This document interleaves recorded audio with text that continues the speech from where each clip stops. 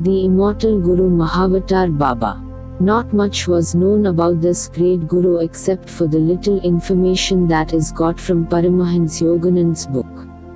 He was made known to the public for the first time through that book, though he was there thousands of years before and is still present in the remote ranges of Himalayas. Some people say that Mahavatar Baba is the legendary Kripacharya, the immortal Guru and warrior of Dwapar Yuga. He has appeared from time to time at various places in different forms. Almora Baba, Hadakhan Baba, Triambak Baba etc. are some of the avatars that he was donned through his perpetual existence.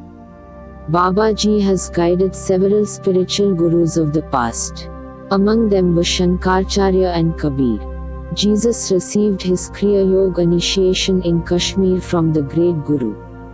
Even today Christ remains in continual contact with Babaji, and both of them try to spread the consciousness of love, peace and spiritual existence in the world through their spiritual vibrations. Paramahans Raleshwaranidji is one of those fortunate ones who has received the Kriya Yoga initiation directly from the great Guru. He and his brother disciple Prakashanidji were sent to Mahavatar Babaji by Paramahans Trijataji. The story of their first meeting with the deathless master is very enthralling. The story is being given here in the words of Swami Prakashanandji.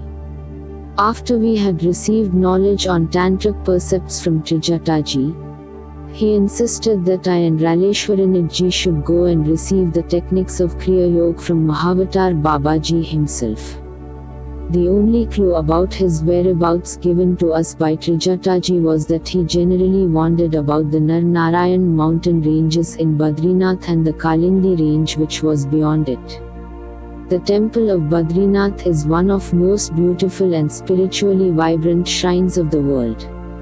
Situated in a large, wide valley, its general aura exudes a sense of peace and purity. 23 km of strenuous trekking from Badrinath brings a person to a place called Swargarohini. It is believed that here are natural made stairs that ascend to the heaven. The Pandavas had come here after the Mahabharat war and were tested while they ascended towards heaven. From here, extremely rough and dangerous route of about 10 km may take an indomitable trekker to the Kalindi cave, which is situated in the Kalindi mountain range. An ordinary mortal cannot reach there unless one has mastered pranayam, a special breathing technique. One's brain nerves may burst due to lack of oxygen. We trekked for 5 tiresome days continuously and reached the Kalindi cave tired and exhausted. Indeed, this cave can be called the wonder of nature. It is several kms long and wide. In the middle is a large open ground encircled by mountains. The most surprising part is that though the mountains are all covered with snow, there is no trace of it on the ground. The ground is covered by a thick dawn of velvety grass. In the middle is a lake of crystal clear water, in the center of which a very grand Shivalinga is established. It is believed that Lord Brahma comes every day here to worship the Lord with blue lotus. In one section of the Kalindi cave one can see hundreds of high-caliber yogis seated in lotus posture, immersed in divine communion. They have been sitting thus for many years. During the night time the rays of penance that emit from their bodies light up the entire region. Trijataji had told us that the great Guru will meet us here. Hence we waited there for 3 days. A single morsel of food had not passed our lips for 5 days. We were feeling desperate when the next day we received Trijataji's order. Babaji is right now on Mount Meru. Go and meet him there. I have talked to him about you.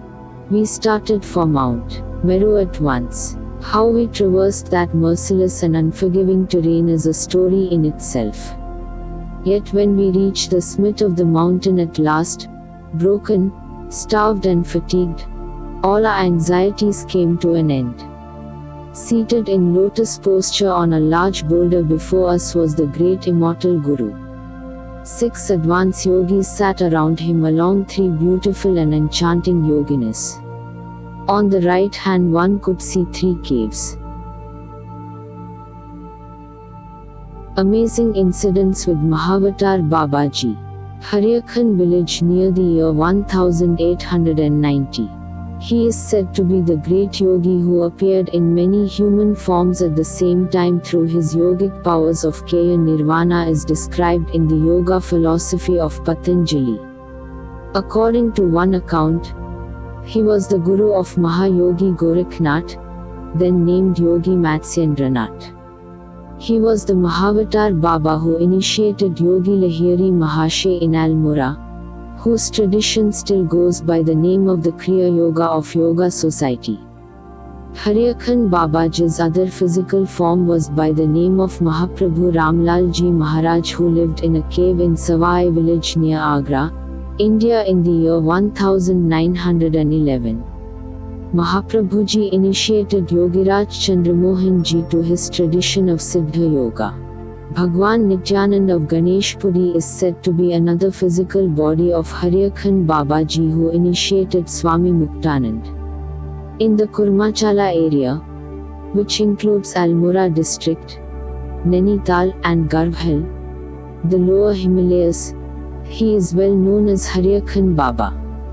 In 1890 he appeared in a cave in the Haryakhan jungle. From 1890 until 1920, he was seen in different places in Kurmachala.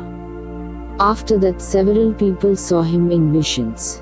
When the dam of Lake Bhimtal was constructed, he appeared dressed as a laborer. That difficult construction was successfully completed with his assistance, but he disappeared when people guessed he was not an ordinary person. He was tall and slim-bodied, with long arms reaching to the knees and a fair complexion. He would walk very fast. His eyes were brown and his eyebrows would move up and down, which indicates that some mantra was being repeated continuously inside him. He would not sleep at all. He had great strength in his body. People would see him lifting huge rocks. During the summers, near Gautam Ganga river, Babaji Maharaj would perform Panchagni Sevan, an austerity of 5 fires. In it, the yogi sits in the middle and gazes at the bright sun with his eyes open and does japa. Observers would notice Babaji Maharaj completely enveloped by the flames. Upon completion of that practice, they saw a huge lion would come to walk around Babaji, go to his feet and then leave. Babaji explained to fearful villagers that the lion would not harm anyone, that he only came to pay his respect to him. The British Commissioner Henry Ramsay, Indian Army officer, of Nainital district in 1856 to 1884 met Babaji Maharaj near Katgharia. The commissioner after that meeting made a tax-free grant of land in Babaji's name. In that place, devotees built a temple. On Feb 24, 1958, after Sri Mahendra Brahmachari built an ashram there, a huge opening ceremony was held, including visitors from Western countries. At 11 o'clock, when yajna was going on, there appeared a light in a human form. Several people who recognized it as Haryakhan Maharaji danced with great joy or fainted in ecstasy. The US professor Eve Jones, ND, first met Babaji in a temple in Vrindavan in 1981. He looked like her father. She told Babaji she had heard of him from Leonard Orr. Babaji's voice was extremely high. Later gave her a handful of candy. She had been trying to avoid all refined carbohydrates and said, "No thank you, I don't eat candy." He made a frown, saying, "Oh, yes, you eat." So she did it.